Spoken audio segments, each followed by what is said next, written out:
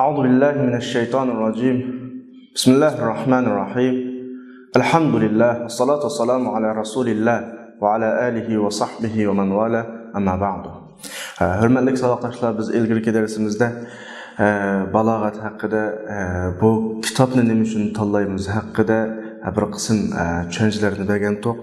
Endi bugungi darsimizda kitapning muqaddimasi haqida to'xtalamiz. Biz aldığımız ders deb o'tganimizdek kitap balağat hakkında, Arab tiliga oid balağat hakkında so'zlanadigan kitapning avtori haqida qisqacha ma'lum darajada bir tushunchaga erishdilar. Kitap bir muqaddim bilan boshlangan. Biz aldığımız saatlik dersde kitapni 3 cho'ng mazmunga bo'lib, birisi ilmul maani, yani birisi ilmul bayan, yani birisi ilmul badi deb üçga bo'lib, ilmul maani ile al-isnad, al-musnad ilay, al-musnad, mutaallaqatul fi'l, al-qasr, al-insha, al-fasl wal-wasl, al-ijaz wal-itnab wal-musavat deb 8 turga bo'lgandik. Ilmul bayanni teşbih, istara, kinaya, yani teşbih, mecaz, kinaya deb üçga bo'lgandik. Ilmul badi'ni muhassanat al-ma'naviyya, al-muhassanat al-labziyya deb ikkiga bo'lgandik. Endi bugungi kitapning muqaddimasi biz şu asosiy mazmunga kirishdan ilgari so'zlanadigan, balog'at va fasohat haqidagi muqaddima.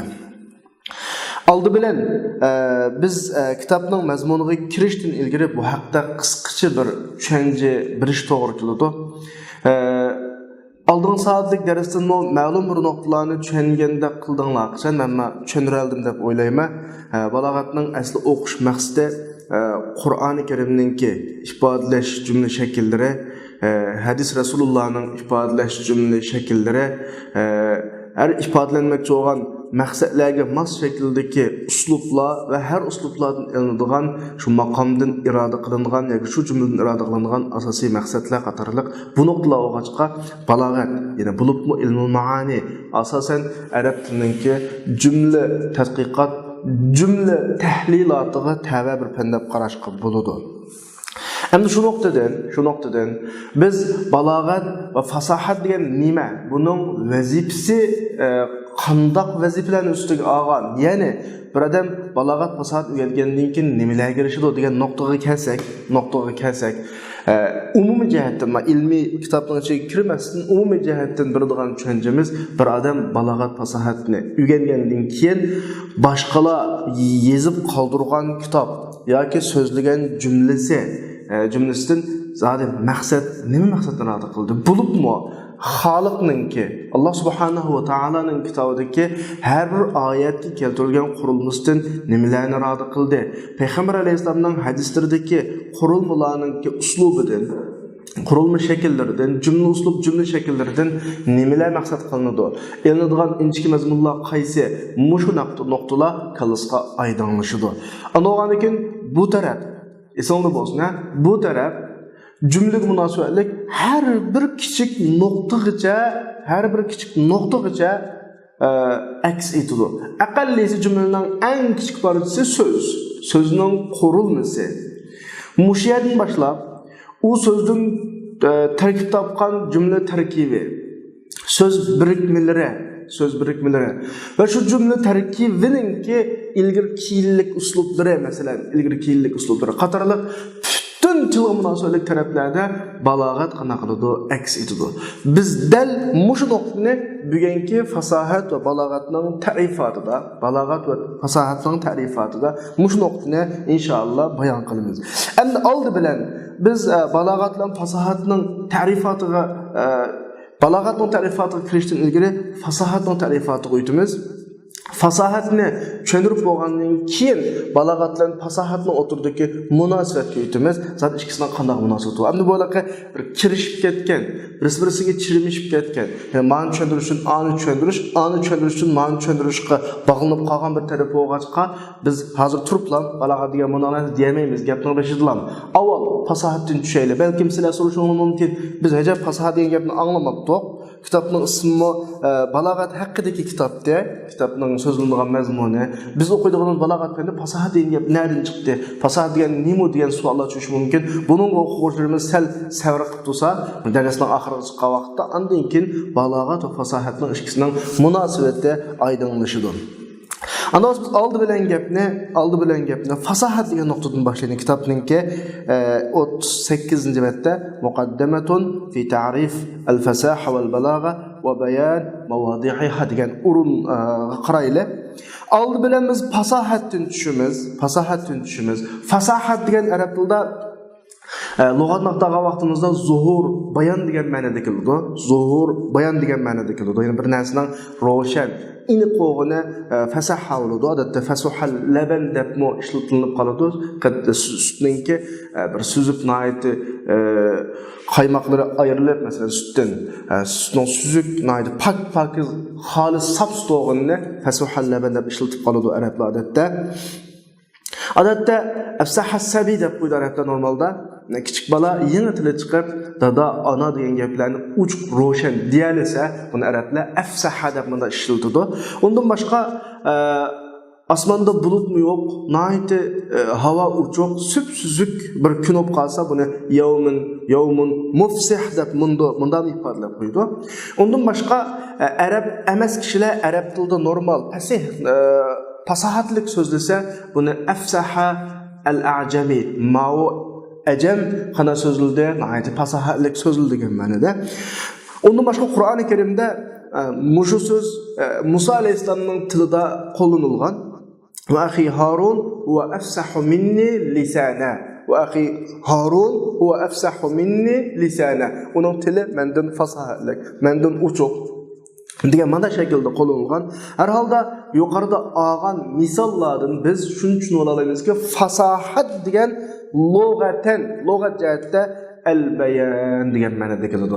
Ya'ni ichidagini sirtiga ifodalash, ro'shan ifodalash, maqsadni to'liq qanday qilish, tushuntirish degandek bir ma'noda keladi. Ya'ni pokizlik.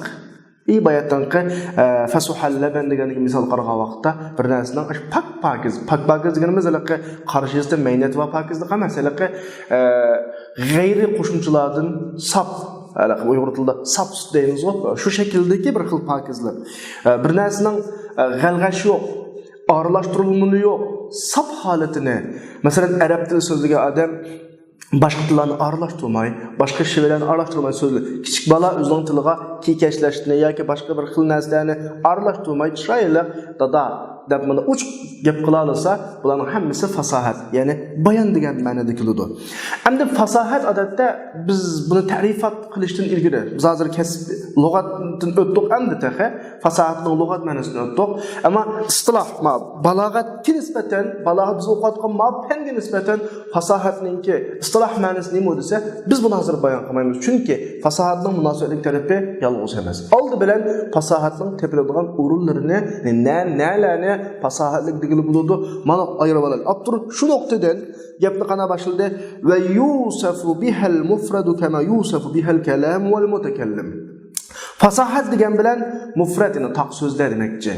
Undan keyin yana shundaqla fasahat bilan jumla va mutakallim sifatlanadi deb ifodaladi. Abturun ayet uslub bilan ifodalagan bu o'rinda. Ya'ni fasahatni tushuntirmadi hozircha, ta'rif qilmadi. Chunki fasahatning topiladigan o'rni 3 o'rinda topiladi.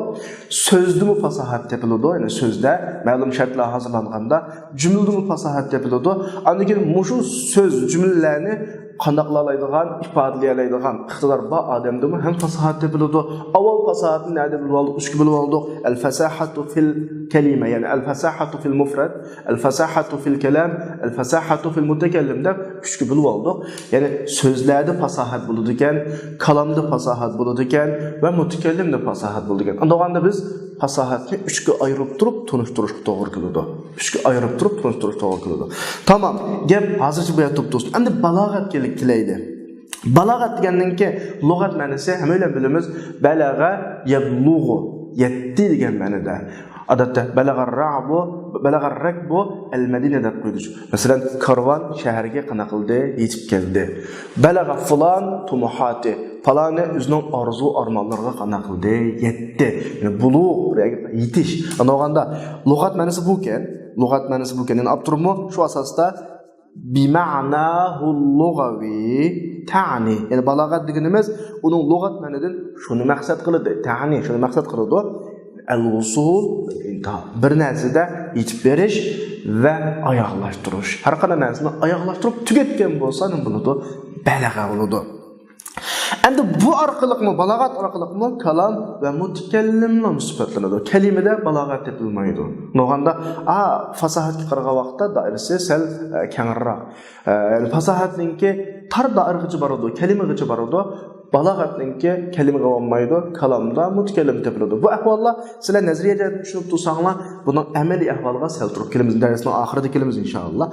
Ammo mufrad, yani taq so'zlarga kelsak, fala yusafu biha. Balog'at degan gap bilan balog'atlik so'z deb bunda sifatlanadi. Tamam, musha to'p turaylik biz hozir gapni fasohatdan boshlaylik. Har holda yuqorqi o'tgan ikki qurdan nima tushunib oldik? Fasohat deganning lug'at ma'nosini, balog'atning lug'at ma'nosini, fasohat nimalarda topiladi, balog'at nimalarda topiladi, ma'no tushunib oldikmi?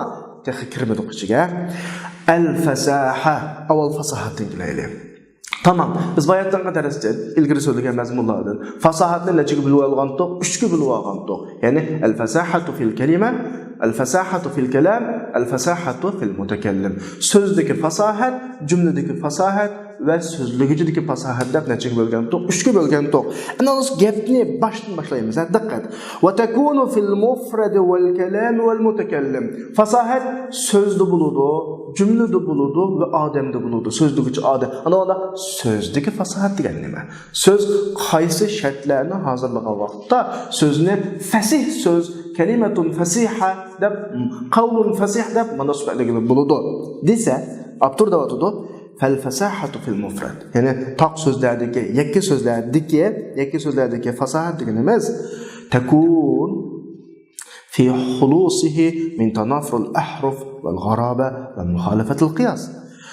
Söz üçtürlük ayıptın, üçtürlük noksandan hali yoğun vaqtda sözlü fasahat olur. Tekun, yani bu fasahat şu sözün harflerinin öz ara tanafuru kep qilishidin, yani qo'llashmasligidan va yot sözlerinin işletilib qilishdan, sözlerinin ma'nisining yot olib qilishdan yoki tushuniksiz olib qilishdan va qiyos, o'lcham, sarfiy o'lchamlarga, morfologik o'lchamlarga qarshi shaklda tuzilib qolgan bo'lib qilishdan xoli bo'lishda, xolos bo'lishda bo'ladi deyapti.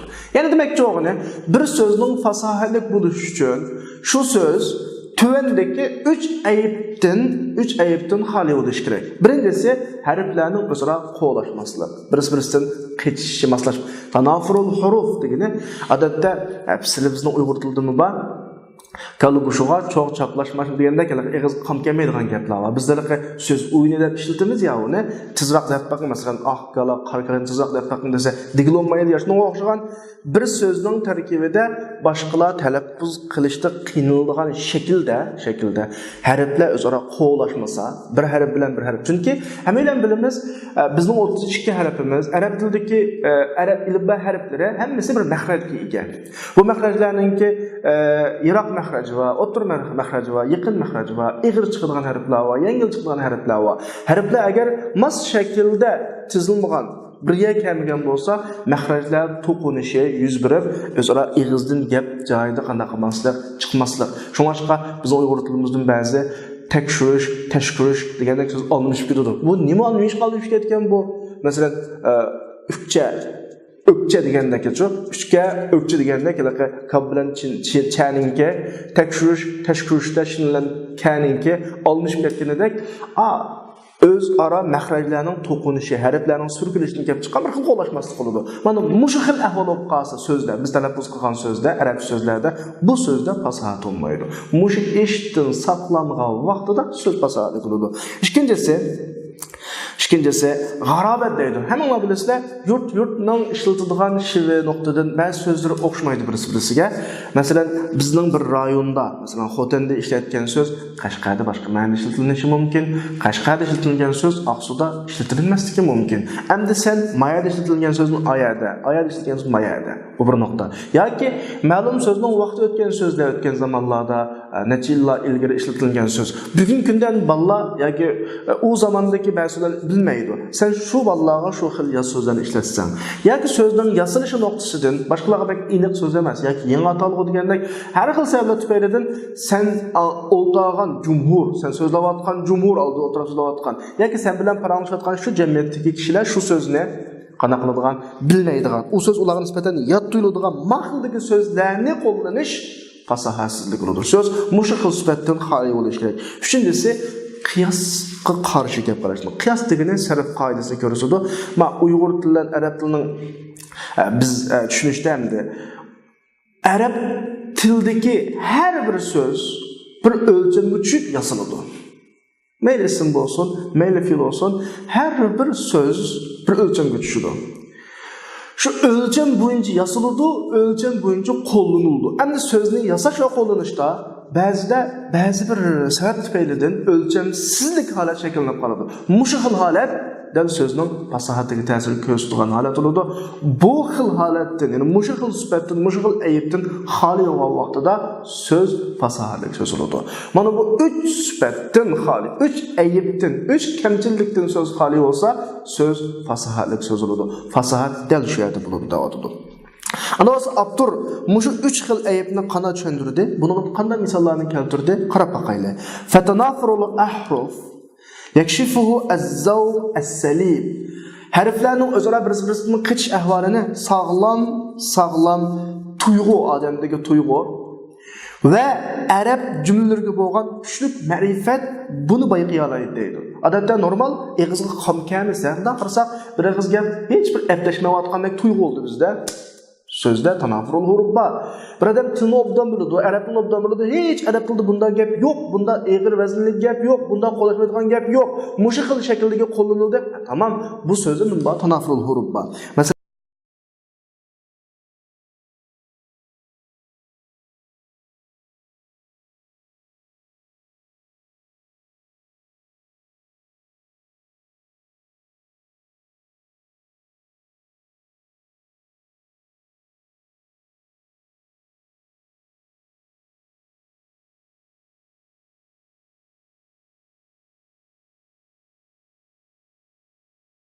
bunun misali İmrul Qays'ninki bir so'zi var. Gadairuhu mustahziratun ilal ula tadillul iqasu fi musanna ve mursali. Far'u yazinul madna aswad fahimi. Ashaz ka qunqul nakhlatil mutaaskali. Mashirning 5 avva.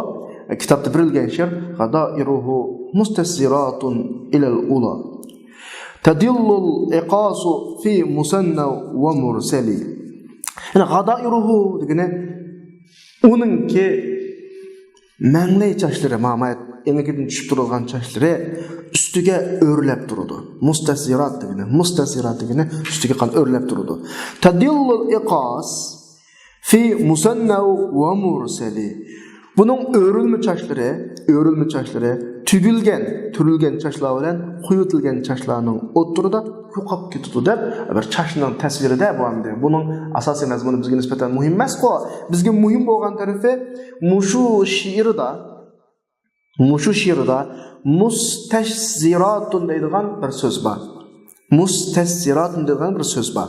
Bu so'zda anglamoqqa balkim sizga egri tuyulgan bo'lishi mumkin. Sin, ta, shin, za, ra qatorliq 5 tane yengil mahrajlik harflar var. Buluk bu yerdagi sinlan shinninki o'zaro bir-birini urkish ahvoli va tezroq o'qigan vaqtda mustahziratun eg'izdan xuddi ikkilisi sindek yoki bakrak kuchsak ikkilisi shindek chiqadi. Demak bu yerda bir xil qo'llashmaslik ahvoli mavjud. Bu tufaylidan mush she'rdagi mustahziratun degan so'zda nima deymiz? Tanafurul huruffa deb qarab bu so'zni g'ayru fasiha deb hukm qilamiz. Abturmudodudi fa kalimatu mustahzirat mutanafiratul ahruf. Bu yerdagi mustasirat degan so'z harflar o'zaro bir-birisidan o'kib turadigan, qo'lashmaydigan, nimaning qatoridan? So'zning qatoridan saqilatul waqi ala sam'i, quloqqa bo'lgan ta'siri ig'ir deydi. Ya'ni anglashda bir odamga harg'in tuyg'u beradi yoki qo'lashmaslik tuyg'usini beradi. Bu avtorninki nimaga keltirgan misoli, tanafurul huruf keltirgan misoli. Tamam. İkincisi, biz sözdeki fasahatlik buluş için ikinci şek sözünün garabettini yaratıl, hali oluş degen to. Garabetine bayanı kısaca sözlerdeki mana cihetdeki, meni qaysi sebepten kelsin mana cihetdeki yatlık dep manda düşündürgendim. Abdur bunu manda şekil düşündürüyordu ha. Vel garabetu fil lafzi, bir sözdeki yatlık degenimiz sözdeki hoşiyen buluşu.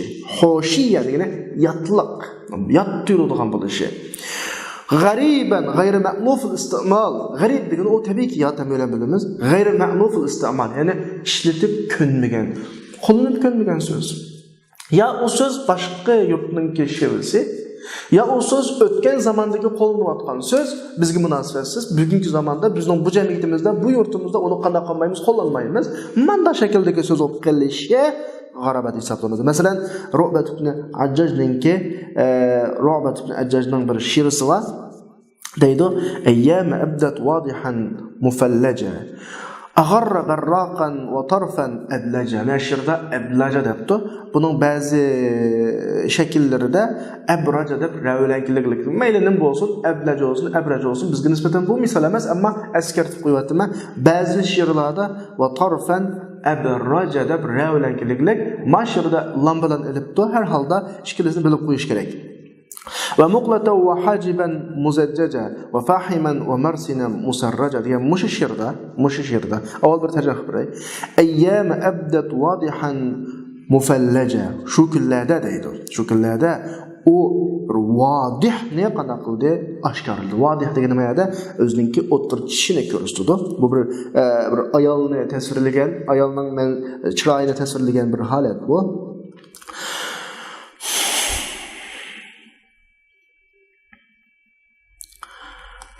Andaki mufallaja degani paqraq degan ma'noda, ya'ni tish, mayt paqraq bir tishni ko'rsatdi. Agharra barraqan, aghar degani oq degan ma'noda, barraq degani yaltirab turadigan, paqrab turadigan degan ma'noda. Va tarfan ablaja, va bir ko'zni ko'rsatdi. Qana qildi? Ko'zni ko'rsatdiki, bunda deymiz ko'zlari nurlanib ketdiymiz emasmi? Ablaja degani nurlanib ketgan qanda ko'zni ko'rsatdi. Tarfan degan odatda normal ko'zdan nim farqi bor desanglar, iqi cho'ng, qarisi kichik ko'zlarni tarfan ablaja deb qo'ydi. Bu xil shaklda ifoda. Har holda ma birinchi misrada bizga nisbatan cho'ng misol yo'q, ammo ma'nosini shu xil shaklda bilib olsak bo'ladi. Va muqlata va hajiban muzajjaja, va shundoq bir qora ko'zni ko'rsatdi. Muqlat degani qora ko'z. Mayatın tarafan degen asaslı gözünün eqini tasvirlagan holat olsa, muqlat gözünün qarısını ifodalaydi. Va hajiban muzajjaja, inchki uzun suzulgan qashni ko'rsatdi. Hajib degani qashni ko'rsatdi ma'lumda. Ya'ni uning qashlari intayin inchki demakchi. Va fahiman va marsinan musar. Fahim degani asli kumra degan ma'noda ma'lumda qop-qora sochlarini ifodalamoqchi. Va marsinan musarraja, va burunni ko'rsatdiki, musarraj bo'lgan burunni. Biz ma'noning oldidagi wadihan mufallaja, agharra barraqan va tarfan ablaja va muqlata va hajban muzajjaja va fahiman degan yergacha hammasini tepib biladiq lug'at jihatdan. Mabzıya nisbeten aydın bir narsa oldu. Yani özünün məhbubununki tişini, küzünün eqini başqa, qarısını başqa təsvirləbdi və onun qeşini təsvirləbdi, çeçini təsvirləbdi, həm də mərsini, burununu təsvirləbdi. Müşədə burunla əkilgən bir sifətdə musarracada bir sözünə əkilgilik. Musarracada bir sözünə əkilgilik. Həm də musarrac degəndən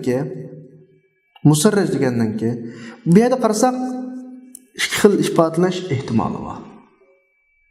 Birisi musarraj shu surayji qilichiga nisbat berilib chiqarilgan so'z bo'lish mumkin. Ya'ni uning burni qilichdek degan ma'noda shaklda. Buning burni qilichdek degan ma'noda. Ammo tamam, u ehtimol amma yana bir ma'nosi sirajdan chiqarib paqirroq degan ma'noda. Ammo mayli surayjidan chiqarilgan qilishdak inchki deb tasvirlasin o'zining mahbubining burnini yoki sirojdan chiroq degan yerdan chiqarib bu so'zni poqiroq degan ma'noda sun musarraj mufaal babida aytilishning o'zi xato. Chunki fa'ala babi nisbatni o'xshash shaklni emas, nisbat ma'nolarga qo'llanildi. Mayli sirojdan chiqarib chiroq ma'noda, yaltiroq, poqiroq, nurluq degan ma'noda qo'llansin, surayjidan chiqarib qilishdak inchki degan shaklda qo'llansin, mufaal babida aytilishi xato. Yani mufaal babidan hozirgidek bunda tashbih shakl chiqmaydi. Burunni o'xshatlar emasmi? Oldingilarning hammasi bir o'xshatishlar. Ma'mul o'xshash shaklga tasvirlash. Ammo mufaal babidan o'xshash chiqmaydi, nisbat chiqadi. Ma'no nuqtadan musarrajninki bu yerda burunni tasvirlashdan ishlatishi sal yot. Buni bizlarga a ehtimolni, ma ehtimolni hammani akab turib qallamizga biz buna tushundirish bergan bilan normalda she'rni hammadan bunda tadqiq qilmaydi. Normal boshqalarga nisbatan anglashda, o'quvchining shuna o'qishda, anglovchining anglashda bu so'zni qaysi xil shaklda ishlatiladi, buni tushunmaydi. Balki izlanish qiladi ancha muncha. Ma nuqtadan bu so'zni biz g'arobat deb ishlatib qo'ysak bo'ladi, tamom. Şu abtur bunu tushuntirib buni da'vatida qaranglar. Musarraj degan narsa, ya'ni burunni sifatlashda bu labzdagi va istiqmoldagi bir yotliq. Labzi nuqtadan so'zning yasalish nuqtasidan va qo'llanish nuqtasidan bu yerda bir xil yotliq bor. Shoir burunni inchkilik, tuzlikda ularning ba'zining gibi bo'yicha qilich, surayji qilich bilan sifatlashni iroda qilgan bo'lishi mumkin. Ba'zilarning tushuntirish bo'yicha yoki u mundaq demakchidir va huwa yuridu yaqul mundaq demakchidir. Burun chiroqqa o'xshash poqiroq, yaltiroqlikda deb yana bir-birliklarningki so'zi bo'yicha manda degan bo'lishi mumkin. Mayli al bo'lsin, mal bo'lsin, bizga nisbatan bu yerda bir xil yotliq bo'lib qoldi. Qaysidir deb qoldik. Bo'pti. Ishkilik e'tiborga olingan taqdirda bu mufaal babiningki tashbih shaklda ma'qul shaklda qo'llanilishi to'g'ri emas. Ma nuqtadan biz bu so'zni g'arobatga misol qilib keldik savoqdoshlar. Tamam. O'zimizning gapga kelaylik. Baştan bir takrorlab o'taylik. Biz so'zning fasohatli bo'lish uchun so'zda nima bo'lmasligi kerak? Tanafurul huruf bo'lmasligi kerak, g'arabat bo'lmasligi kerak, undan keyin muxalafatul qiyos bo'lmasligi kerak. Yuqorida tanafurul huruf bir misollarni olib kelgan bo'ldik, g'arabatga bir misollarni keldik. Endi muxalafatul qiyosga abtur qanday misol keldi ko'rib boqaylik. Muxalafatul qiyos degan nima bo'lsa, labzninki shu so'zninki shu so'z shu bo'yicha alayhi kilishi sabit olmagan shaklda. Sabit olgan shaklda g'ayridagini asli so'zning o'z qoidasi bo'yicha kelmay, o'z qoidasining g'ayri shaklda kelishi. Tarjimani qayta qilib beray, bu muxalafatul qiyos degan bo'ladi. Qanday o'rinda so'z uning shu bo'yicha kelishi isbotlanganning g'ayri shakldaligini, qoidaning g'ayri shaklda kelishi orqali muxalafatul. Ya'ni texnik izohlasam, so'zlarning hammasining qurilmasining bir qoidasi bor. Men degandek, har so'z mayli fe'l bo'lsin, isbat bo'lsin, ism bo'lsin, bir vaznga ega. Söz şu vazni bo'yicha, o'lchamlik vazni bo'yicha kelsa, so'z qonunliq so'z bo'ladi, sarf qonuni bo'yicha. Shu so'zga qarshi kelsa, so'z sarf qonuniga, morfologiya qoidasiga qarshi qilgan bo'ladi. Mana mush xil shaklda kelib qolsa, biz buni muxalafatul qiyos deb baho beramiz. Masalan, tundagi Ibn Najmninki so'zda alhamdulillahillazi alhamdulillahil aliyyil ajlali al-wahid al-fard al-qadim al-awwali degan she'rda Alloh hamd etgan bir she'r. Ammo she'r vaznisning taqozosi yoki qofiyaning taqozosi tufaylidanmi Ibn Najmi ajlali degan so'zni to'g'ri ishlatmay qolgan. Chunki ajlali degan so'zda o'xshash ikki harf bor. Bizning morfologiya qoidamizda o'xshash ikki harf bo'lib, birinchisini harakatsiz, ikkinchisini harakatli qilish imkoniyati bo'lib qolsa, birisiga kirgizib idg'om qilish qoidamiz bor. Ham normal biz o'rgangan qoidadami ajlali qo'llanmaymiz odatda. Nima qo'llanamiz? Ajalli qo'llanamiz. Lekin bu yerda Ibn Najmi ajlali qo'llangan, sarf qoidasiga qarshilik qilgan, xiloflik qilgan. Demak, bu so'z fasohatdan qanaqib qolgan, chiqib qolgan. Fasohatdan chiqib ketishning sababi muxalafatul qiyos, ya'ni sarf qoidasiga xiloflik qilish. Deb asli al-ajall buludu deb mana izohat berdi. Ama bu misal intayin ko'p. Mesela en bir misal var. İyyaku ba'dun nasi sayfan li devletin fe fin nasi buqat laha ve tabulu buqat. Buqning köplüki abwa qilish kerak, lekin bu buqat qilindi. Shoir buni nima sababdan qildi bilmadik, lekin bu yerda qoidaga xiloflik qildi. Undan boshqa innal bani lil ami zahada ma li fi sudurihim min mawdada. Balkim shirinki qafiyasining taqozosi ustidan mawdada deb keltirib qo'ygan bo'lishi mumkin. Asli mawdada ishki dal al birinchi dalni sakin, yani harakatsiz qilish imkoniyati bo'lgan yerda qana qilish kerak, idg'am qilish kerakdi, mavaddatun bo'lish kerakdi. Mana o'xshash misollar intayin ko'p. Bularning hammasi muxolifatul qiyos hisoblanadi. Muxolifatul qiyos bo'lganlik tufaylidan bu so'zlar balog'atning bir sharti bo'lgan fasohatlik so'z bo'lmaydi. Fasahatning sharti yuqoridagilimizda tanafurul hurufdan xoli bo'lish, g'arabatdan xoli bo'lish, muxolifatul qiyosdan nima bo'lish edi? Xoli bo'lish edi. Tamam. Endi balog'atchining bo'lapmi shu kitobning avtori Qazvinining nazarida so'z fasohatlik bo'lish uchun 3 narsani xoli bo'lish kerak deb biz bayon qildik. Ana ba'zi balog'atchilar bu 3 ayibga, ya'ni boshqa ayiblarni qo'shadi. Balog'atlik bir so'zning fasohatlik bo'lish uchun yuqoridagi tanafurul hurufdan xoli bo'lgandan boshqa, g'arabatdan xoli bo'lgandan boshqa, muxolifatul qiyosdan xoli bo'lgandan boshqa quloqqa set anglish va takrordan xoli bo'lish kerak deb ikki shartni qo'shilganlar. Birisi quloqqa qanday anglish, set anglishdan, yana birisi takrordan xoli bo'lish kerak deb ikki shartni qo'shganlar. Agar bir so'zning talaffuzi quloqqa set anglinib qolsa, bu nim bo'ladi, fasohatdan chiqib ketadi. Agar bir so'z takrorlanmasa, bu so'z fasohatdan chiqib ketadi deganlar bor. Qarab boqaylik. Shunda deyotdi. وتكون الفصاحة في المفرد أيضا وفصاحة يعني tak sözdeki, yakki sözdeki fasahat hem şu sözün kulakka set anlaştın hali buluş arkalık mı buludu?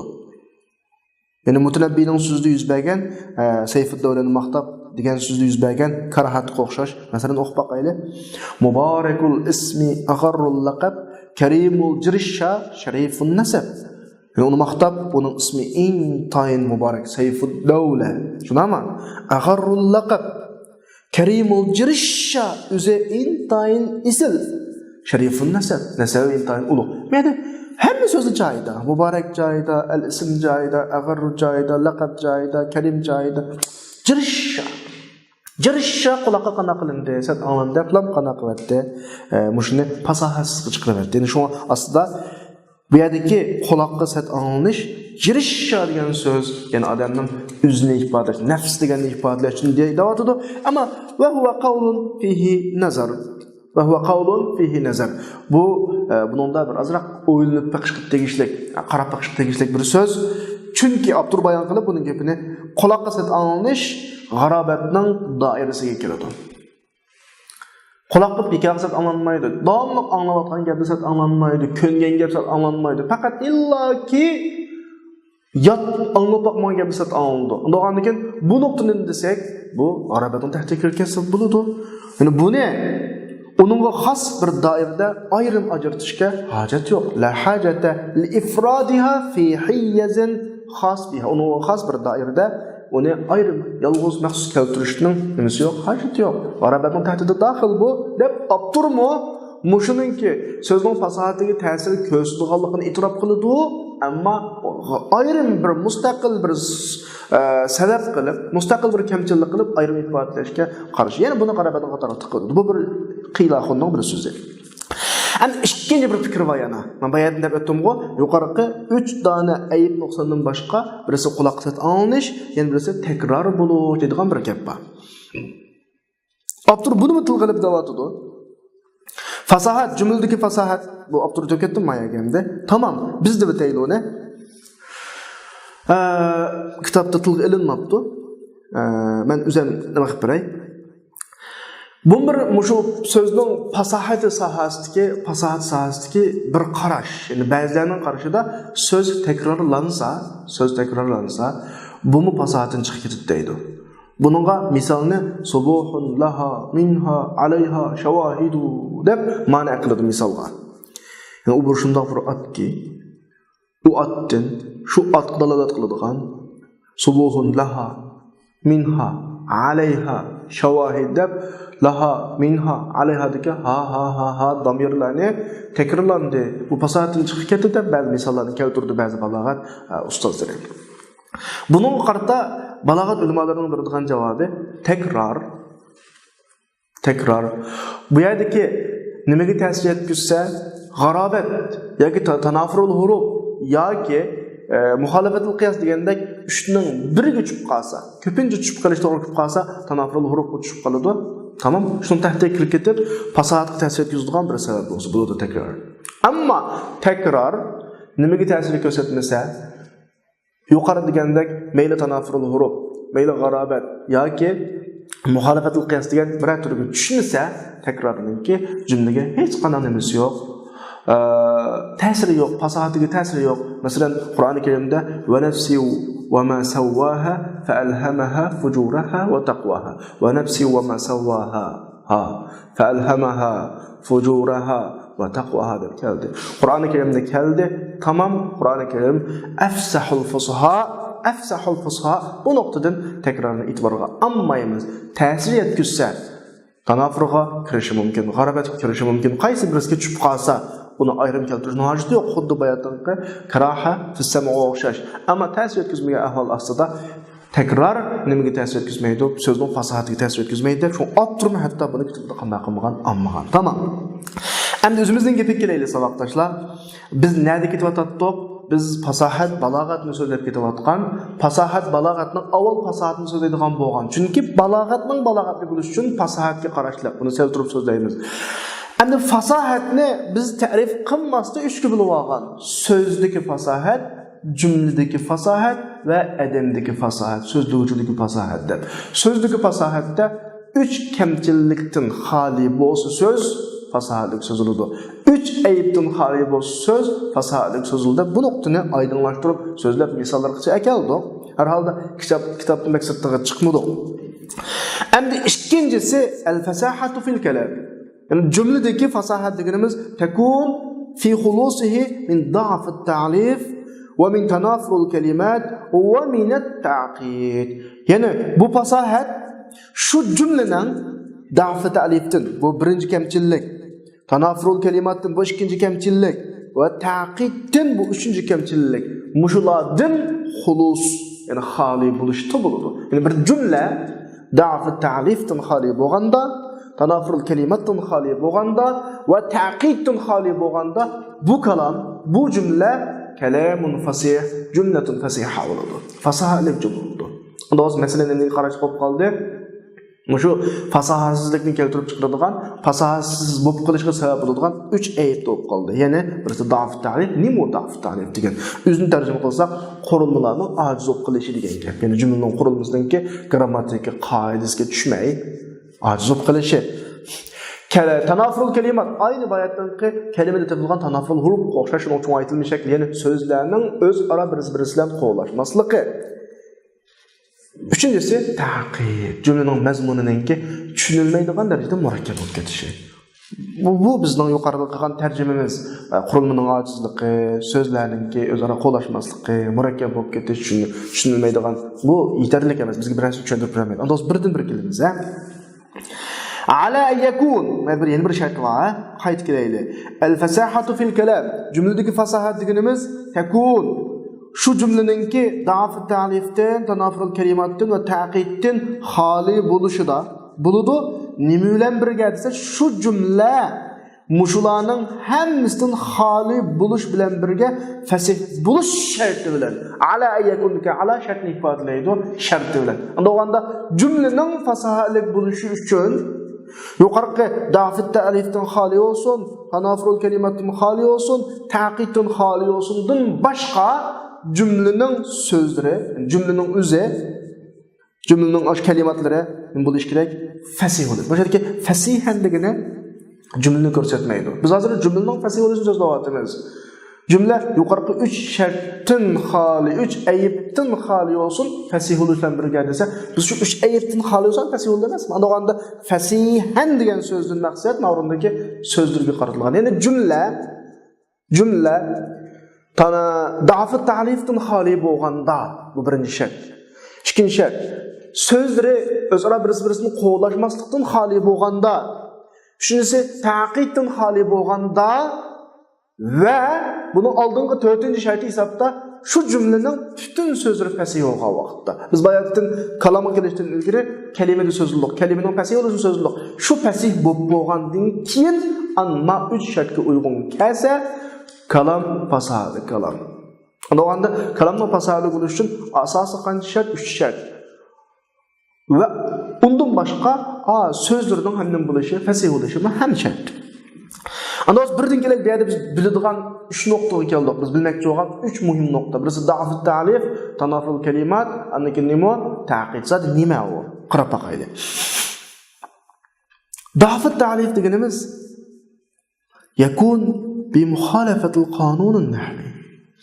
Grammatika qoidasiga qarshilik qilish bilan bo'ladi. Ya'ni bir jumlaning qurilmasi grammatikalik qoidaga qarshi shaklda bo'lib qolgan bo'lsa, bu jumlada da'fi ta'lif bor. Masalan, ilgir kelgan bir damirninki keyin lafziga qaytadi. Odatda bilasizlar, nahviy qoidasida damir oldiga qaytadi, keyiniga emas. Har qanday so'zning damiri oldiga o'tib ketgan bir so'zga qaytadi, keyiniga emas. Endi bir jumlada so'zdagi damir keyingi bir so'zga qaytadiganga keltirilib qolgan bo'lsa, mana bu nahviy qoidasiga xilof qilgan bo'ladi. Bunu biz nima deymiz? Da'f ta'lif deymiz. Cümle fasahatsiz cümle olgan bo'ladi. Masalan, daraba gulamuhu deydi. Mush cümleni tahlil qilsak, bu fe'llik cümle mana bilasizlar, fe'llik cümle. Birinci bilak fe'l, ikinci bilak fa'il, üçüncü bilak maf'ulun bi.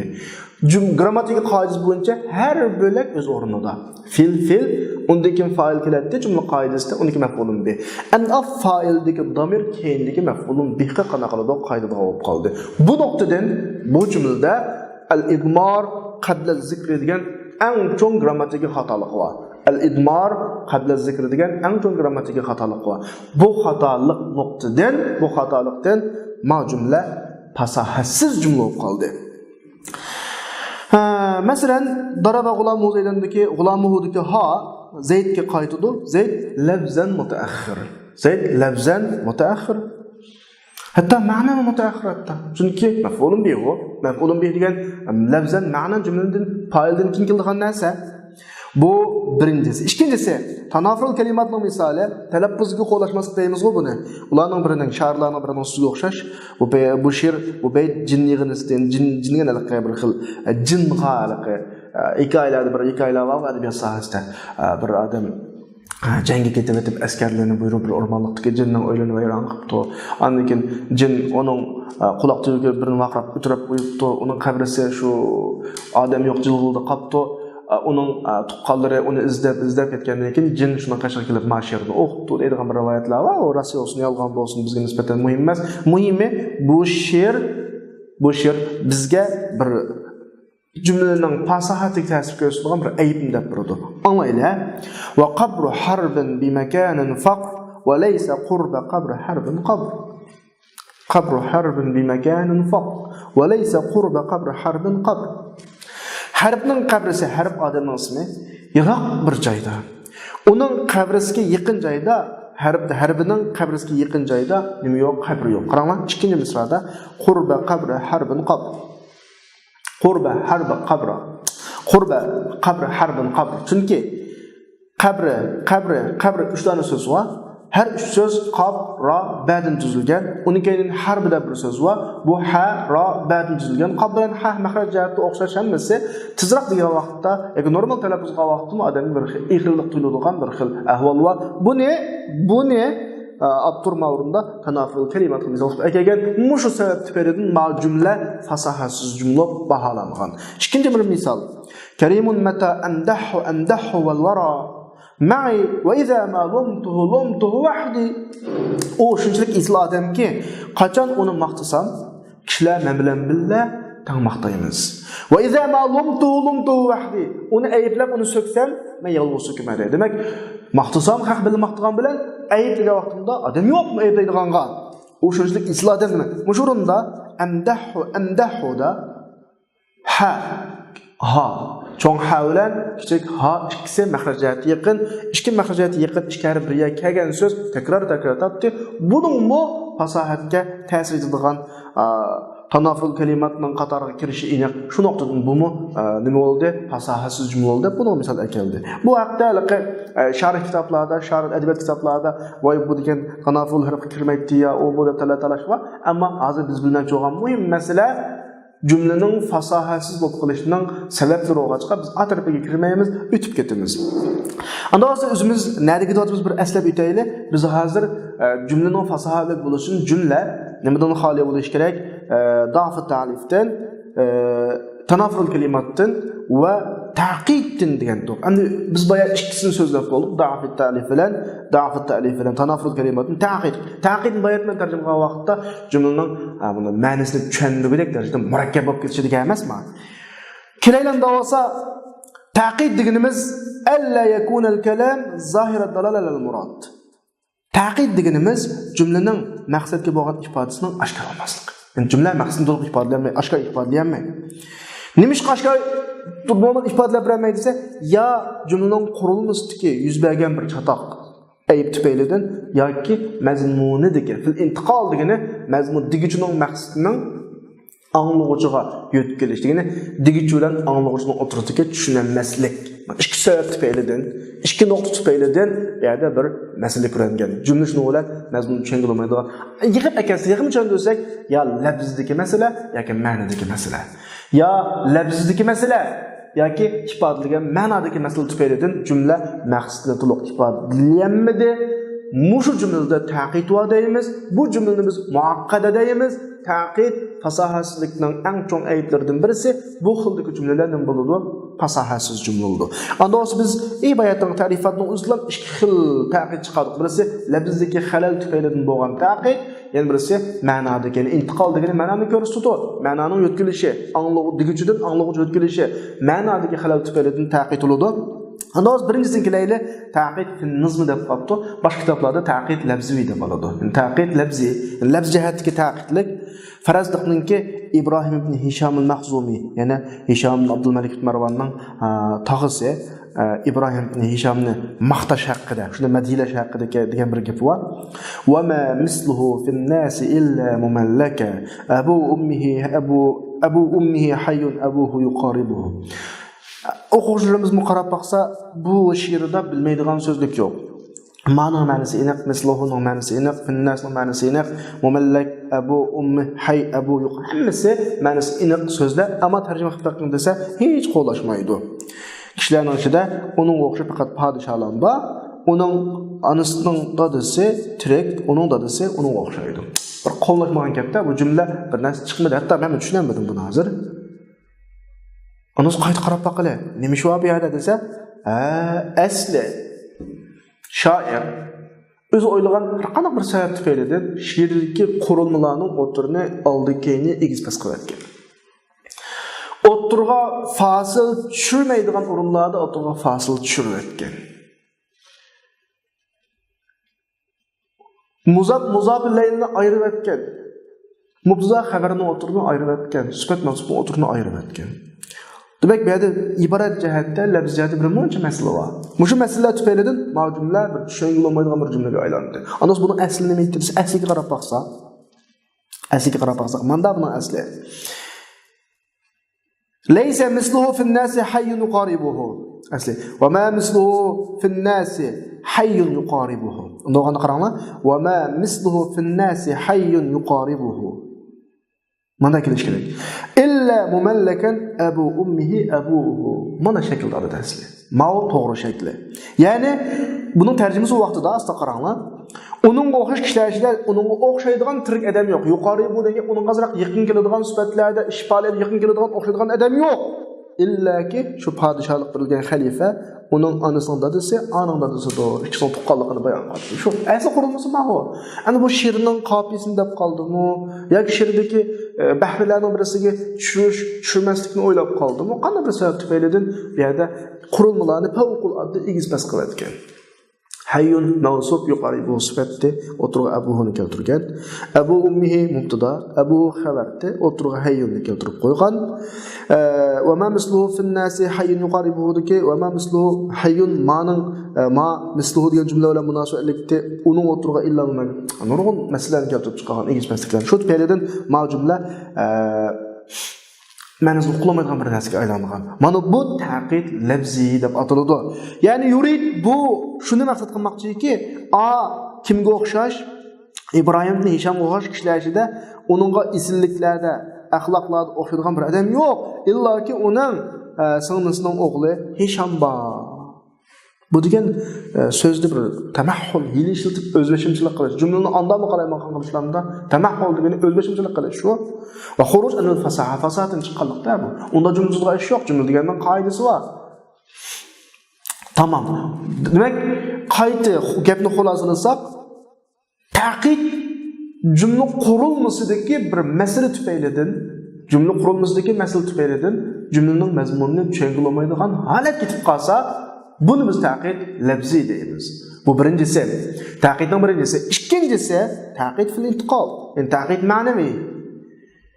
Bilisizlar, men oldingi darsda ozroq tushunib berdim. Jumlaning eng yuqori pallasi bir ma'noni ko'p xil uslub bilan ifodalash. Tashbih qo'llanib, majoz qo'llanib, kinoya qo'llanib ifodalash. Endi birov bir tashbih qo'llandim yoki majoz qo'llandim yoki kinoya qo'llandim degan da'volar bilan xalqqa tushunib so'p qolgan tashbihlarni, xalqqa tushunib so'p qolgan majoz kinoyalarni qo'llanib qo'yib, o'zi qo'llangan majoz kinoya qarshi tarafga tushunilmadi. Masalan biz birovning bir ishlarga bek berilib ketganligini ko'rsak, ya Allah, mantiq ko'rmagan divani qasqonga dun tushibdi degan mushida desak, buni hammadan tushunadi. Birovning bir ishlarga yomon qilmay qilsa bek dun tushganligini ko'rsak, mollam go'sh yemaydi, go'shisi bo'sh yemaydi desak, hammadan tushunadi buni. Chunki hammadan tushunadigan normal tashbihlarni, normal tamsillarni ishlatdi. Ammo o'zimcha xato ishlatib qo'yib, o'zimcha haq desam, haq tushunmay qoladigan ahvollar yuz beradi. Mayda masala mening ishlatgan uslubi haq tarafidan tushunilmadi, boshqa tarafidan tushunilmadi. Ma nuqtadan yuz berdi bu yerdagi xalal. Chatoq. Mening gapim tushunilmaydigan bir gapga aylanib qoldi. Shuning bilan yana masala chiqdi. Bu xil taqid intiqoli, taqid ma'naviy deb ataladi. Masalan, birovni men qattiq bahodur, palvon, batur, qahramonlikni ifodalash uchun arslanim desam, hammadan tushunadi buni. Chunki arslan, yo'lvoz kishi deganlar nimaninki simvoli, qahramonlikning, baturlikning simvoli. Endi o'zimcha kitoblarning birida yo'lvozning qo'ltiqi puramish, debda qashimdagi qo'ltiqi puraydigan bir odamni ma yo'lvoz desam, o haq tushunmaydi uni. Tabiiy tushunmaydi uni. Chunki men o'xlatgan tashbih haq tushunmaydigan tashbih. Balkim ma yo'lvoz deganimdan boshqa bu arslan, qahramon, bu batur deb tushunib qolishi mumkin masalan. Masalan buning misoli Abbas ibn Ahnafning bir misoli va sa'atlubu bu'da ad-dari ankum litaqrabu wa taskubu aynaya ad-damu'a litajmuda.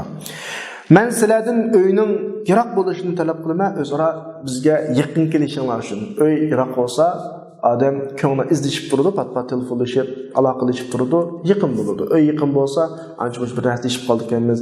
Yiroq bo'lsa, kishnasha, yaqin bo'lsa, tishlasha degandek gap bo'ladi. Birinchi misolda masala yo'q. Va taskubu aynaya ad-damu'a litajmuda. Hozir endi firoq ayrilish azobidan ko'zim yosh to'kyotdi, litajmuda. Kim qana qilsin uchun to'nglusin. Qarama iboratga to'nglash iboratini ishlatyapti. Asli buning demakchi o'g'ini birinchi misradan tatib bizga iniq. Hozir biz ayrilyapmiz. Kim bir xushal-xuram kunlarimiz yuzidan deb o'zining kinki xushalligini ifodalamoqchi. Hozirgi qayg'u kinki xushallikni. Kinki xushalligiga jumudna keldi. Endi bu arab tili o'qig'achqa balkim sizlar toza singdirmasligingiz, ammo uyg'ur tilida, masalan men birovning qattiq iqtisodchan, tijashlik, yaxshi bolaligini ifodalayman deb bu degan to'moqroz deb qo'ysam, mana gap to'g'rimi, to'g'ri emasmi? Tömür fraz degan odatda bizning tilimizdagi ifodada bixillik, pısıqlıq, ochko'zlikning ifodasi bor. Men uni qattiq iqtisodchan ifodalamoqchi bo'lib, bu degan tömür fraz deb qo'ysam, men ifodam ishlatgan iboratim xato. Qarashlar xato tushunadi. Men degan tajmud jumud degan arab tilida asli bir odamning bixillikni ifodalaydigan so'z. Xushallik emas, ammo bu o'ziningki hozir yosh to'kidi, kin kuzam bir to'nglab qolsin desa, qarshi tarafga beradigan xushallik degan ma'noni berolmaydi bu yerda tajmuda. Demek mendeki şair gapni xato ishlatdi, qarshi taraf shoirning asosiy maqsadini tushunmadi, masala yuz berdi. Bu xil masala taqid ma'naviy, taqid intiqoliy deb ataladi, fasohatga ta'sir etkazadigan omillarning birisi. Qani Abdurning tushuntirishiga qarab boqaylik. Bada bisak dumu shoir yosh to'kish bilan boshladi.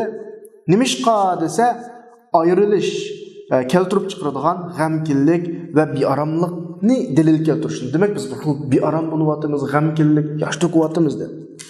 Bu yerda fa ahsan va asaba. Güzel keltirdi. Ya'ni to'g'ri keltirdi men ifodani. Andan keyin buning qarshisiga o'tdi. Nimishqa hozir yosh to'kishimiz hozirgi shu qayg'uning dal aksi xushallik uchun. Dastlab tozroq bir-birimizga chidamay azob chekkan bilan bir-birimizga chidamay azroq ko'nglimiz yerim bo'lgan bilan keyin biz xushal bo'lamiz demakchi. Va buningga o'zing töndeki bu so'z bilan dalil keltirdiki, litajmudada. Ya'ni davomli uchrashib, yiqilishib turish keltirib chiqaradigan xushallik, rohatlikka ma'ni dalil keltirdi. Lekin zalika bu dalilni o'zi shundoq o'ylab keltirib qoldiki, zannan minhu o'zi shundoq o'ylab keltirib qoldiki, jumut, ya'ni ko'zning to'nglab qarishi, ya'ni ko'zning yoshdan xoli bo'lishi deb o'ylab qoldi. Jumut ko'zning yoshdan xoli bo'lishini maqsad qiladi deb o'ylab qoldi. Halbuki ahvol yosh holati o'simi va hiya tajmud. Ma'anal hal yig'ilgan holat ma o. Yig'layotdi bu hozir. Yosh to'xtab qoladi deb o'ylab qolgan bu. Halbuki o jumut deganning asli yig'lash iroda qilinadi. Fatamtani to'xtab oladi. Bu yerdagi kinoya xushallikdan kinoya bo'lishi kerak edi. Faqatlam lekin bu bixillikdan kinoya bo'lib qoldi. Bixillikdan kinoya bo'lib qoldi. Qayt kelaylik ya. Va zalika ashu Abdurning keltirgan ifodalari zannan minhu o'zi shuni o'ylab qoldiki, jumud degan ko'zning yig'idan bo'lishi, xoli bo'lishi deb mana tushunib qoldi. Jumud desam, yig'limil degan ifodalayman. Halbuki bu mening hozirgi ahvoli qanday yig'layotgan holat. Va hiya tajmud. Ya'ni bu qanday qotdi, to'nglab qotdi, yig'lab turib, ko'z yoshga to'nglab qotdi. Halbuki buningdan yig'lab cheklanganlik iroda qildi deb o'ylab qoldi. Ya'ni kinoy bu yerda xushallikdan kinoy deb o'zicha, halbuki amaliyotda bu bixillikdan kinoy. Shoirning o'ylig'ini xushallikdan kinoy qilaman, yig'lab turib yoshni to'xtatib olsam, bir xil xushallik. Mana, ammo jumutliq arab tilida bixillikdan kinoyati asli. Buningga asosan, mushu qarashga asosan bu yerdagi ko'zning jumut degan ma iboratdan ko'zga yoshga bo'lgan bixillik yo'tkiludi. Ya'ni anglagan odamning zihni shu yerga boradi, tushungan odam shu xil tushunadi. Bu oshkor chiqadigan ma'no shu jumladan. Bu hargiz shoir maqsad qilgan xushallik emas. Dal xushallik asli maqsadlik ma'noda. Bu ahvol jumlani taqidga tushirib qo'ydi. Fasalik so'zdan yiroqlashtirib qo'ydi. Ya'ni tushunilmas bir narsaga aylantirib qo'ydi. Xuddi men bayatdan tushuntirgandek, ishlatgan kinoyasi to'g'rilmay qoldi, ishlatgan istorasi to'g'rilmay qoldi. Buni biz taqid ma'naviy deymiz. Tamam, shuni bilan biz dastlabda gapning beshida fasohatni, kalimadagi fasohat, kalamdagi fasohat, mutakallimdagi fasohat deb uchga bo'lgandik. Mutakallimdagi, ya'ni mufraddagi kalimadagi fasohat kalimaning 3 xil ayib, nuqsondan bo'lishi, xoli bo'lishi deb buni bayon qilib o'tdik. Undan keyin kalamdagi fasohatni da'f ta'lif, tanafurul kalimat va ta'qiddan xoli bo'lish deb buni so'zlab o'tdik. Undan boshqa biz yuqoridagi 3 kalamning fasahatiga ta'sir etkazadigan omillardan boshqa ba'zi bir qiyin gaplar bayatdan men kalimaning fasahati haqida kalimaningki takrar bo'lib qolishi degan gapni qildim emasmi? Shu gapning aynisi yana shu kalamda keladi. Abtur deyotdi. Jumladagi fasohat ham jumlaningki kasratu takror tatabu'ul idofat. Bir so'zning qayta takrorlanishi va muzaf shaklda izofatlarning takrorlanishi jumlaning fasahatiga ta'sir etkazadigan omil. Bunda ahvollar mutanabbining sudi ko'p tushgan deb ma'no keldi. Va tus'iduni fi ghamratin ba'da ghamratin sabuhun laha minha alayha shawahid degan she'rda bayatni o'qidim bu she'rni. Meni ma'lum g'amning kinki g'amligini qatma-qat g'amlarga chiqib qolgandan keyin xushal qildigan narsa bir at sabuh degani sud uzgandek ma'nodan siliq ma'nodan atni ko'rsatdi. Laha minha alayha shawahid. Laha shu atning o'zidan shu atqa dalil bo'lgan faktlar bor deb ha ne buni qanday qiladi? Fasahatsizlikka dalil qiladi. Bu kasratu takrorning misoli. Undan boshqa izofatlarning oqoqidan kelishi Ibn Babitning so'zida yuz berganda hamamata jar'a hawmatal jandal isma'i fa anta bimar'an min su'ad wa masma'i. Yani hamamatning oldida izofatning nidaning yasuva taşlıq zeminning do'nglikininki qumliqining do'nglikining kaptiri anglag'ini hamamat degan kaptir degan ma'noda sen suatni ko'radigan va anglaydigan o'rinda. O'sha o'rinda hamamata jar'a hawmatal jandal isti'ida hamama mudaf jar'a muzafilay jar'a muzaf hawma muzafilay hawma muzaf jandal muzafilay. Taşlıq zeminning do'nglikining qumliqining kaptiri degan. Lekin bu ikki qarashda nazar, ya'ni o'yinib baqish va yana to'liq to'g'ri qarash emas. Chunki u tilga ig'irlikni keltirib chiqadi degan taqdirda biz yuqorida degan tilga ig'irlik olib kiradigan kalimada va kalam so'zlagan turlarning birisiga kiritishi mumkin. Agar tilga ig'irlik keltirmaganda uning hech qanday masalasi yo'q. Chunki Qur'oni Karim bayonlaganda va nafsi va ma sawwaha fa alhamaha fujuraha va taqwaha da takrar keldi.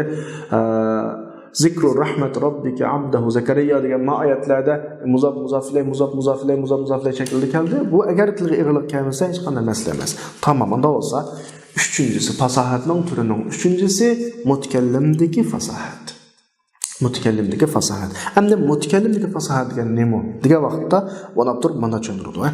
Malakatun يقتدر بواسطته على التعبير عن المقصود بلفظ فصيح. يعني متكلمdagi fasohat degan bir iqtidor deydi, malaka.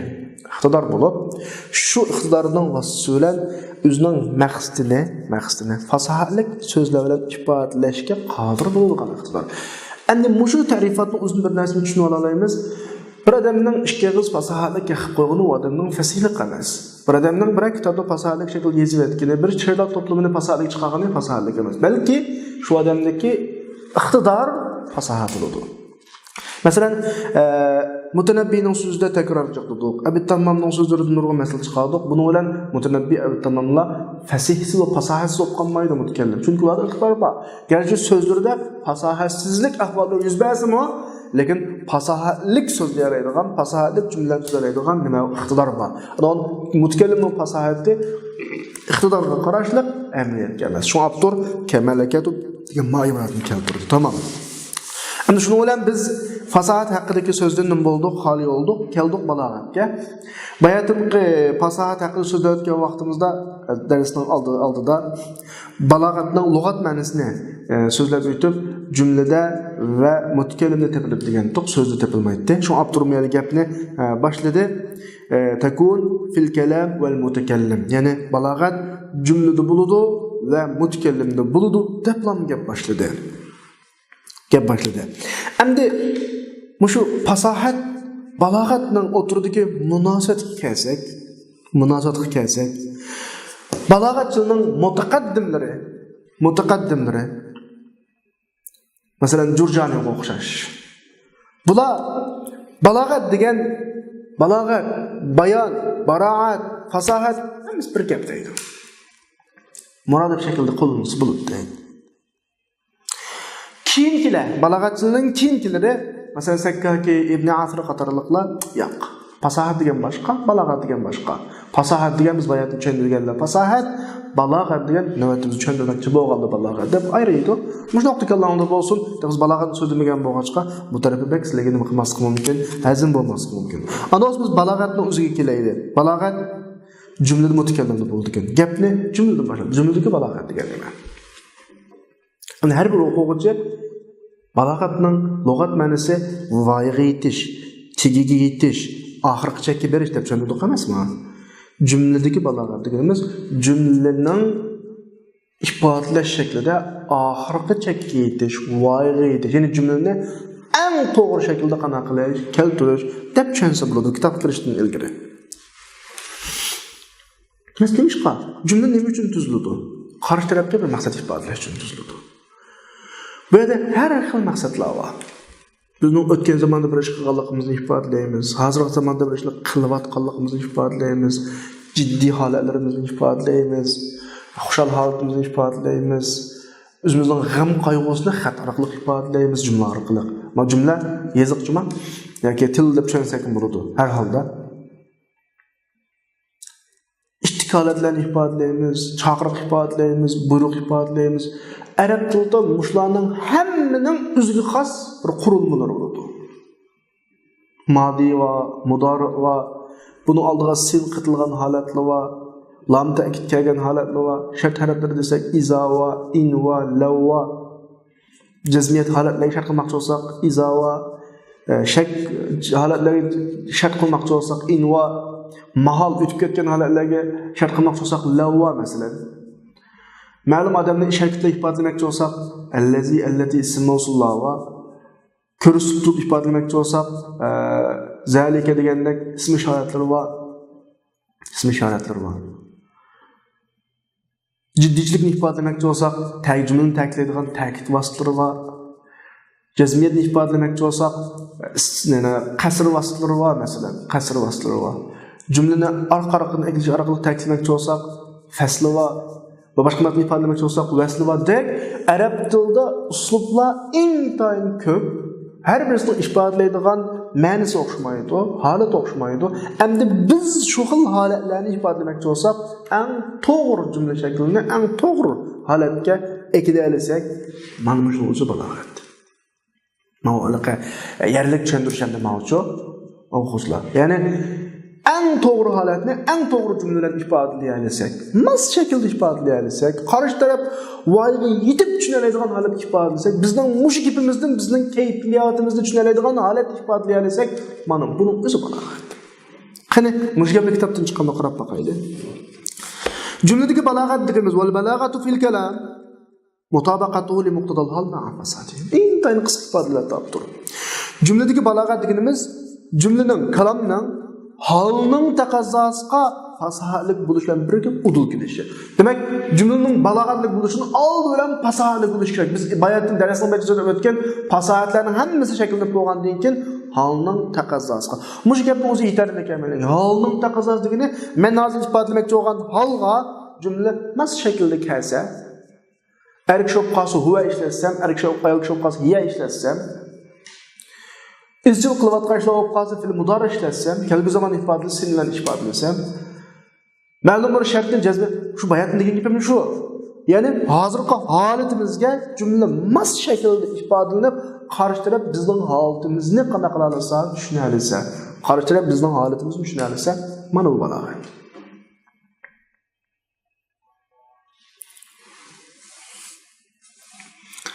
Andağanı xulasa fel kelamul baliğ balağatli kalam deganimiz ma'ni so'rashgan kalam, iborati fasih kalam va ishlatiladigan o'ringa mos kalam, xitob qilinayotgan odamlarga mos kalam. Biz islom tarixidagi xitoblar va ba'zi tasvirlarga qarab baqsak, buni tushunib olamiz. Payg'ambar alayhisolatu vasallamninki Hiro g'orida vahiy kelib, tunji vahiy kelib, endi buni tasvirlash to'g'ri keladi hamda. Bu tunji vahiy degan gap Rasululloh hayotida ko'rib boqmagan bir maxluqni ko'rdi degan gap hamda u.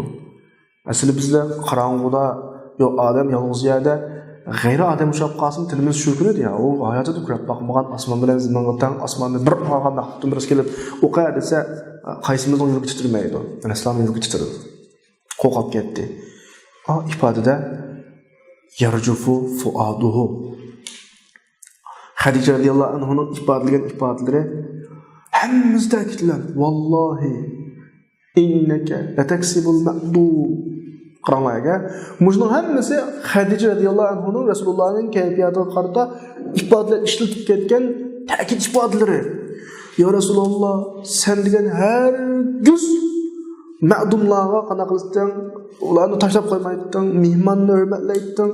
Vallahi la yuxziyaka. Sen Alloh mujgablar o'ylab baqinglar, biz birga ana kuchab gap qilgan holat qarshi tarafning kayfiyati favqul adda boshqa cho'g'an vaqtda kuchab gap qilamiz. Hadice radıyallahu anh'ning shu vaqtda Rasulullahga degan favqul addi mana kuchab ta'kidlik keltirgan jumlalaridan masalan holat uchun asab bo'ldi. Mana mujdan hammasi shu vaqtdagi holatni eng isil tasvirlagan tasvirlar. Masalan, Resulullah'ning yozgan xatlari bor. Resulullah'ning yozgan xatlari bor. U yerga yozgan xatlari bor. Hiraqliga yozgan xati bor. Misrninki raisiga yozgan xatlari bor, shu vaqtdagi amirlarga masalan. Farislarga yozgan xati bor. Xatning umum ahvoliga qarasak, Arablarga yozgan xatda boshqacha iboratlar qo'llanilgan. Farislarga yozgan xatda boshqacha, arablarga qattiq murakkab, fasohatli yozilgan. Farislar arab bo'lmag'achqa qattiq yengil, maqsadini darhol tushundigan. Buningdagi sizlar Rasulullahning tarixiga qarab Rasululloh shu Kisroga yozgan, aniq arab qabilalarining xatlariga yozgan xatlarni qarasanglar, yomon tez tushunasizlar bu nuqtalarni. Qur'oni Karimdagi cennet ibareleri var, dozaq ibareleri var. Munafiqqa munosabat ibaralari var, kafirga munosabat ibaralari. Hammasining o'zgarishlik bir holati var.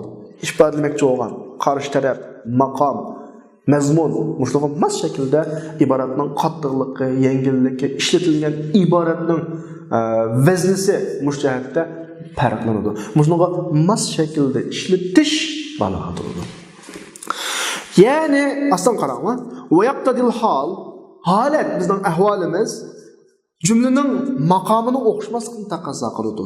Va jumlaning maqominingki mavotid o'rin va shu jumla deyiladigan o'rinlarga qarab farqli bo'lishini taqozo qiladi. Chunki jumlani nakir keltirish, mutlaq ishlatish, muqaddam keltirish, zikr keltirishdan iborat har bir maqom onun qarshisidagi ma'rif keltirish, qaydlab keltirish, ta'xir keltirish, isqot qilish qatorliq qarshisidagining maqomiga zidladi.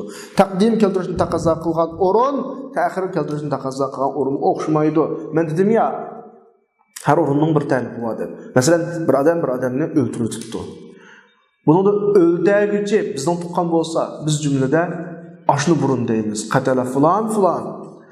Öldürülgücü bizden tuqqan bolsa, avval palanını deymiz. Hatta öldürgücünü tilga almaymiz. Demek, ahvalga qarab turib, manında bizden tuqqanımızın ismi Ahmet, öldürülen ismi Bekir olup qalsa, Ahmetni Bekir öldürüldü deb avval Ahmetni tilga alamiz. Hatta Bekir tilga almay, Ahmetni öldürüldü mü deymiz hatta. Eğer öldürüldü, demek ki her cümlenin ifadelemek olan bir taraf var, mühimlik taraf. Vel halullatu ve maqamul fasli Fasli keltirgan cümleler cümle oturduğunda fasli etkisiz keltirdiğin makam, vasli keltirdiğin makamı keltirdi. İcaz keltiriş maskıladigan hal, istinab keltiriş maskıladigan halga zid keladi. Shuningdek zakiga qiladigan xitob, g'abiga qiladigan xitobga zid keladi. Chunki zaki qisqa jumlalarni tushunadi, g'abiga uzun demiz bo'lmaydi. Her kelimenin öz sahibiyle bir makam var. İzaga mas makam var, ilga mas makam var. Fealaga mas makam var, yef'aluga mas makam var. İf'alga mas makam var, lef'alga mas makam var. Her birisinin makamı var ayrım. Cümlelerinin içinden mayahlu, şirin, güzel bulunduğun tatlı sözler var. Ve balagatlık bulunduğun cümleler var. Onun kurulmalarının, mufradatlarının ki özara birikiş neticesi de, bazı kurşun neticesi de. Demek cümlenin mertebesininki güzellik kabul buluştu, kütürleşi itibarı münasipqa mas kelish. Itibarı münasip kelish muqtadai hal demekçi. Muqtadai halga münasip kelishlar boludu. Cümlenin tushib ketishi dal mushu mutabaqatning bo'lmas. Demek muqtadai hal deganimiz itibarı münasip shu. Cümlege mas shakldagi itibar, ahvol, taqazzo, holat shu muqtadai hal oldu. Anda olganda balog'at degan ikki nuqtaga qarashlik. Birisi lafzi, birisi ma'no. Yani balog'at nega oid, nega qaytadi desa, labziga qaytadi. Balog'at deganni labziga qo'yamiz, anlamni, lekin shu labzning qurilmasi bilan ma'no ifoda. Nam, unvon labziga beriladi. Ma labzi, ma kalam, balog'at kalamda. Lekin ashu nam, ashu jumlaningki ifodalash ma'nisiga qarab beriladi. Anog'anda balog'atni haqiqiy paydo qildig'ini ma'no balog'atga nam qo'yilgan nima? Labzi. Shunga balog'at labziga qaytadi, ma'noni ifodalash e'tiborini deymiz. Chunki kalam agar kalam alfozning murakkab bo'lmasa balog'at bo'lmaydi. Demak, labz bo'lmasa balog'atga bo'lmaydi. Am fasahat deb atilishi, bunda fasahatning sharti hozir bo'lgan vaqtda lekin fasahat deb atiladi. Tamam. Anda olsa biz bir nuqta bir şey degan jaqlab olaylik. Balog'at degan bir jumlaningki fasahatli bo'lishlar birga maqsadni to'liq ifodalab berilishi ekan. Halga mos kelishi ekan. Bizning hamda bu fanni o'qishimiz, bu kitobni o'qishimizning birdan bir sababi dal balog'at. Anog'anda balog'atni qo'lga keltirish uchun nimani bilan ketadigan bir qarash kerak. Oldi bilan kichik parchadan boshlaymiz. Biz dedik ya, jumlaning balog'atli bo'lishi uchun fasahatli bo'lishi kerak deb. Fasahatga boramiz. Biz birinchidan bizda sog'lom tuyg'u bo'lish kerak ekan. Tanafurul huruf bilan tanafurul kalimatlarni bayqay olish uchun. Bu biz balog'at o'rganmoqchi bo'lgan odamdagi birinchi shart. Biz hazırlamoqchi bo'lgan birinchi shart zavq salim, sog'lom tuyg'u. Ikkinchisi sarf o'rganishimiz kerak ekan. Sarf muhalafatul qiyosni hal qilish uchun, balog'atni bilish uchun sarf bilish kerak ekan. Uchinchisi nahviy bilishimiz kerak ekan. Chunki taqid labzi bilan da'f ta'lil mashqisi grammatikaga munosabatli. Grammatika orqali hal qiladi buni. Üçüncüsü edebiyat kitaplarını oquşumuz kerak ekan. Chunki g'arabat ne orqali hal bo'ladi? Edebiyat orqali hal bo'ladi. To'rtinchisi, undan keyin jumlani halning taqososiga moslashtirishimiz kerak ekan. Chunki mendagi muqtadal hal dedi-ya, shuni moslashtirishimiz kerak ekan.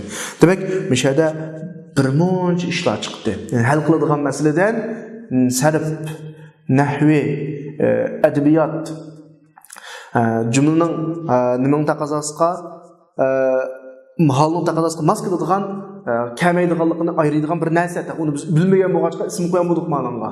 Undan keyin taqidi ma'naviyni hal qiladigan bir narsa, uni ism qo'yamadik. Qaranglar, tanafurlarni hal qiladigan narsaning ismi bor. Bizda zavq bo'lish kerak. Bu bizda bor, alhamdulillah, Alloh bizni zavqliq yaratgan, tuyg'uliq inson qilib yaratgan. Bu bor. Muhalafatul qiyosni bir taraf qilish uchun sarf o'rgandik biz. Buni hal qilib bo'ldik. Da'f ta'lil bilan taqid labzini hal qilish uchun nahvi o'rgandik, hal qilib bo'ldik. G'arabatni hal qilish uchun adabiyot o'rgandik, hal qilib bo'ldik. Ikki narsa qoldi hal qiliqsiz. Birisi taqid ma'naviy qoldi. Buni da o'rganmagan bo'lg'achqa buningga palon orqali hal qilamiz deb deyamadik, ep qo'ydik. Ya'ni taqid ma'naviyni. İkinci birisi cümlenin halının taqososiga qanday moslashtiramiz, nima orqali mos keladi, buni qanday bilamiz degan yerda biz o'rganmagan buni. Shuningcha buni map qo'ydik. Unda balog'atni hal qilish uchun sarfni bildik, nahvini bildik, zavq salim bor, adabiyotni bildik. Bu da tugadi. Ikki narsa qoldi. Birisi taqid ma'naviyni hal qilish, birisi halning taqososiga mos kelish. Bu ikki narsani o'rgansak, bizda balog'at bitdi degan gap. Ya'ni balog'at masalasi hal oldi degan gap. Qarab boqaylik, Abturbuning qanday ta'bir berdi. Balog'atning ikki tarafi bo'lib, birisi mo'jizlik chegirisi va uning yaqin qildigan ya. Ya'ni eng a'lo tarafga yaqin qildigan taraf demakchi. Buni Qur'oni Karim, hadis Rasululloh deb tushunsak bo'ldi, eng yuqori taraf. Ya'ni birisi asfal, eng tuvan tarafi bo'lib, kalam uning tuviniga o'zgartirilgan vaqtida balog'atchining nazarida hayvonning ovoziga qo'shilib qoladi deganda, ham uningdan tuvan gapni gap hisobliga olmaydi. Bu uning nazarida balog'atning hech narsa emasligini, u hech nima tamom emas u. Ma bir tarafi. Birisi Qur'on, birisi eng tuvanchakdagi insonning normal so'zi. Bu ikki tarafning o'tirida nurg'un martabalar va mushu martabalarga, ya'ni nurg'un jumlalarga go'zallikni miros qo'yadigan yo'llar ergishib keladi. Xolos, shuning bilan balog'at masalasi bir qadar tushunish qoldimi? Gapimiz kelayli.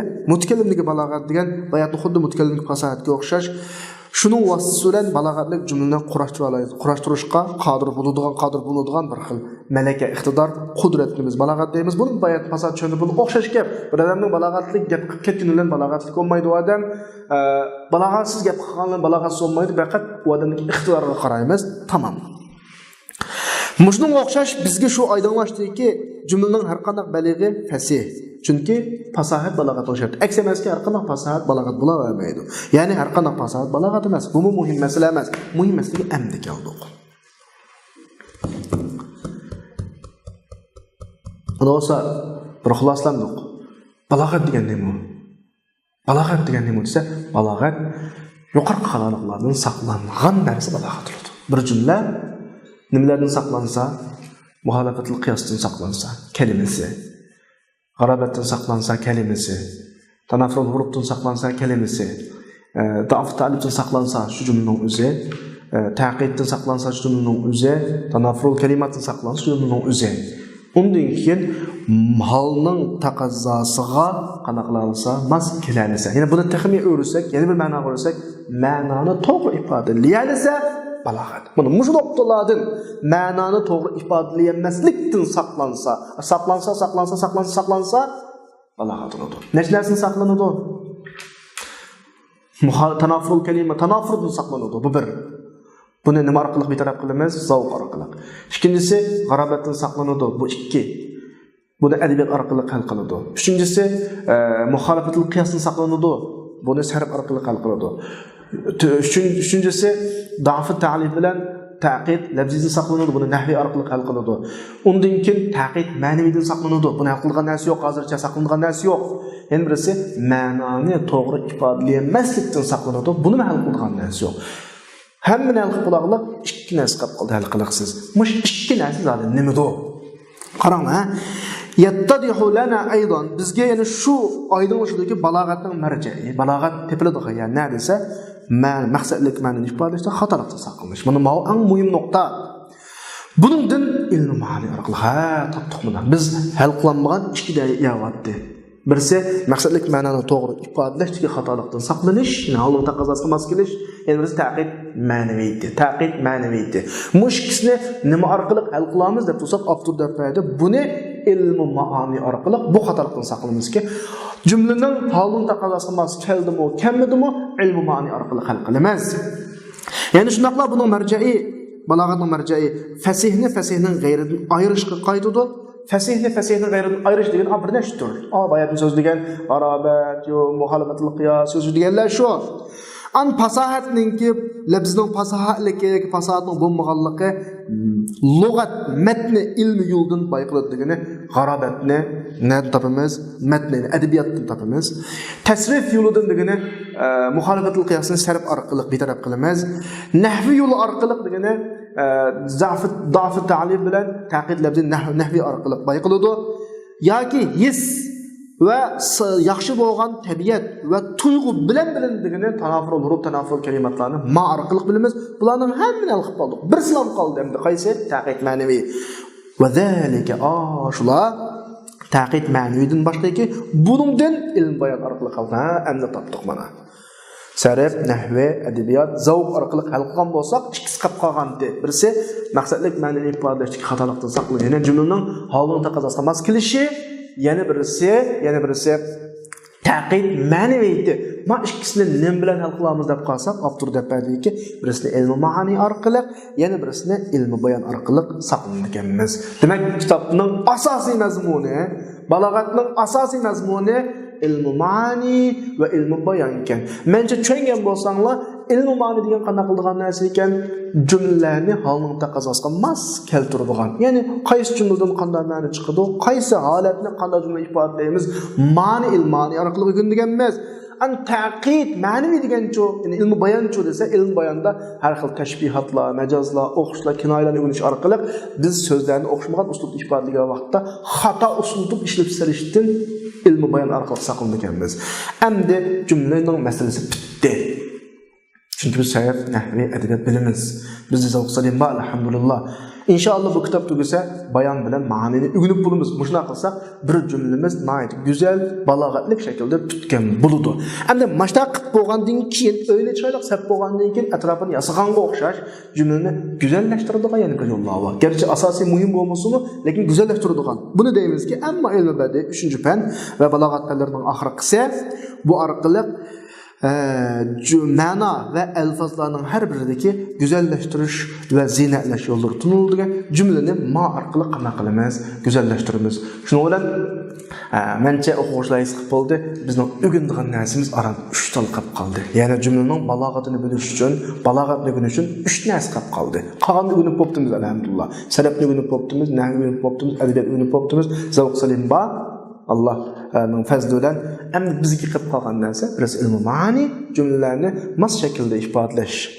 İkincisi ilmul bayan her xil uslub bilan ifadeleş. Üçüncüsü ilmul badi cümleni güzelleştiriş. Muşunu bilsek elhamdülillah Arap dilini biz biçatlab xuloslagan bo'lamiz. Arap dili bizde hal olgan bo'ladi. Şunu bugungi darsimiz oxirlashdi. İnşallah kelasi darsimizda kitobning asosiy mazmuni ilmul ma'niga kelamiz. Va axiru da'wana anil hamdulillahi robbil alamin.